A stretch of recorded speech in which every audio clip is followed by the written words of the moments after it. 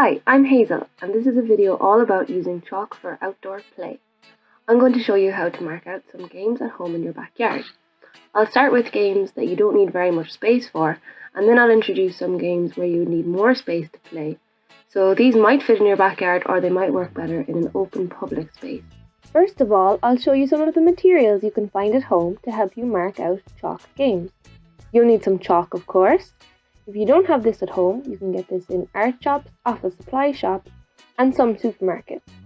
A ruler, or even something like a straight piece of wood to help you draw straight lines. The lids of plastic tubs and food containers can be very handy for drawing shapes.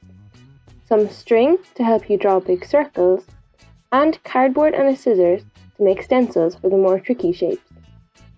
Now that we have our materials, let's draw and play some games.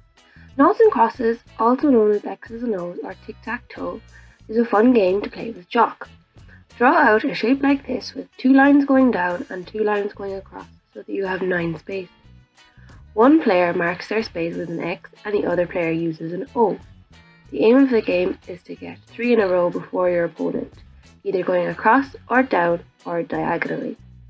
You can draw out a new game each time if you have lots of space, or if you have less space, you can paint stones with X's and O's like I've done here, and use these to play over and over on the same game.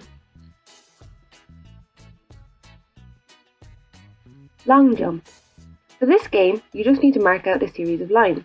You can use a ruler to get a nice straight line, and if you have paving stones in your yard, use these to guide you. A gardening glove can be handy for rubbing in the chalk to make the colour clearer and to make the chalk last longer. Make sure you have a starting point line and then take turns jumping to see how far you can jump. If you want to know exactly how far you've jumped, you could use a measuring tape and mark the number on the ground along with your name. Chalk racetrack for cars. You can also use the chalk to create worlds for us to play in.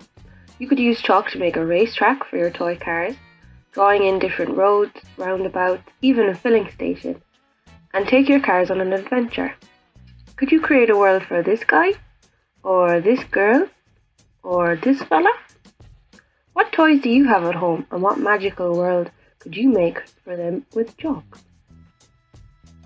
Target practice. You can play lots of games by marking out a target like this. To get a nice big even circle, you can use a piece of string.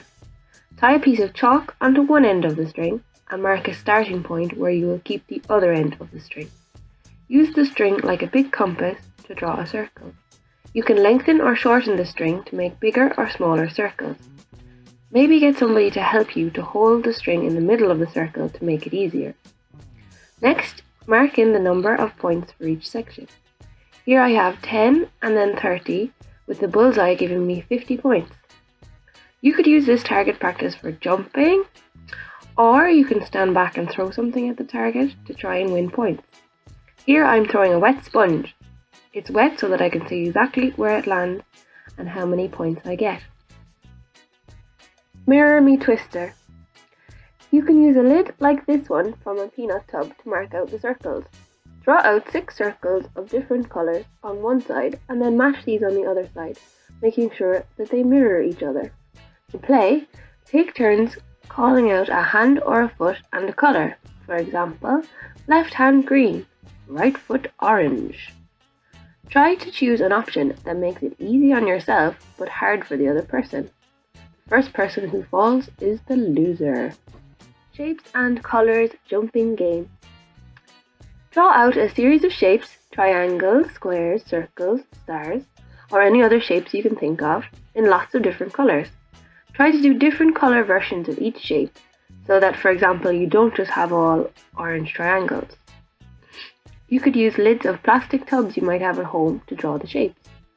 Or for any complicated shapes, you could make a stencil out of cardboard. When you have all the shapes drawn, you can call out different colours or shapes for your buddy to jump on. Then they can call out a shape or colour for you. It's fun and tricky to try and switch your mind from looking for a shape to then looking for a colour. The floor is lava. Oh no, the floor is lava! For this one, I used a stencil that I cut out of cardboard. You can make one too by drawing and cutting out a fire shape from cardboard. Then draw around this shape and colour it in fire colours like orange or yellow or red. Next, draw circles of a different colour for people to jump on to avoid the lava. You could also do a shark pool, or what other scary things could the floor be? Use your imagination. Hopscotch. Next up is hopscotch. Mark out 7 or 10 squares like so. You can draw freehand or use a ruler to get a nice straight line and then write in the numbers as shown. People just love hopping on the squares like we're doing. These are just some games you can play with chalk at home. Maybe you can think of more games. Remember, you can also get lots of ideas for games on Pinterest or YouTube. Have fun!